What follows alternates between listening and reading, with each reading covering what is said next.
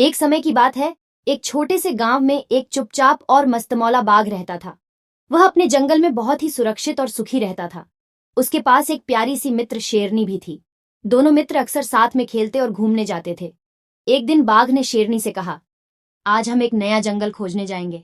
क्या तुम मेरे साथ आना चाहोगी? शेरनी ने आंखें चमकाते हुए कहा, हाँ बिल्कुल, मुझे नई जगह देखने में बहुत खुशी होगी।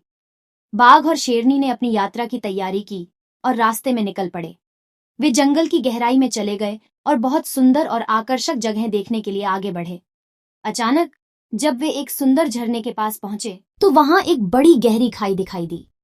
खाई के नीचे एक बड़ा और भयंकर सांप बसा था। बाघ और शेरनी देखकर घबरा गए।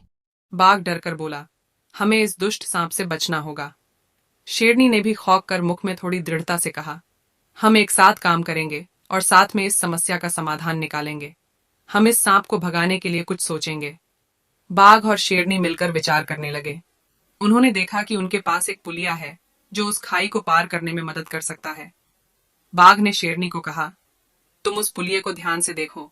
मैं सांप को इस दौरान दिलासा दूंगा कि हम उसे कोई हानि नहीं पहुंचाएंगे। शेरनी एक उत्साहित दिल से बोली, ठीक है, मैं तुम्हारे साथ हूं। उन्होंने पुलिये के पास जाकर खाई के दूसरे तट पर खड़े हो गए। बाघ ने अपनी गर्जन से सांप का ध्यान आकर्षित किया और उसकी ध्यान खुद पर खींच ली। सांप उनके पास आने की कोशिश कर रहा था, लेकिन जब उसने पास आने की कोशिश की तो वह पुलिये के ऊपर चढ़ गया।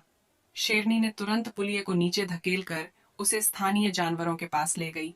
जब बाघ और शेरनी देखा कि वह सुरक्षित स्थान है तो सभी खुश है, तो उसने चिड़ियों को बुलाया।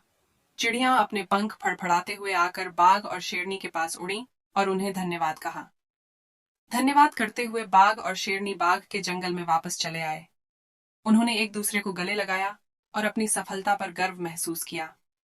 वे दोस्त जानवर समय समय पर और अन्य जंगलों का भ्रमण करने लगे और बहुत सारे रोचक अनुभव और दिलचस्प कहानियां बनाने लगे।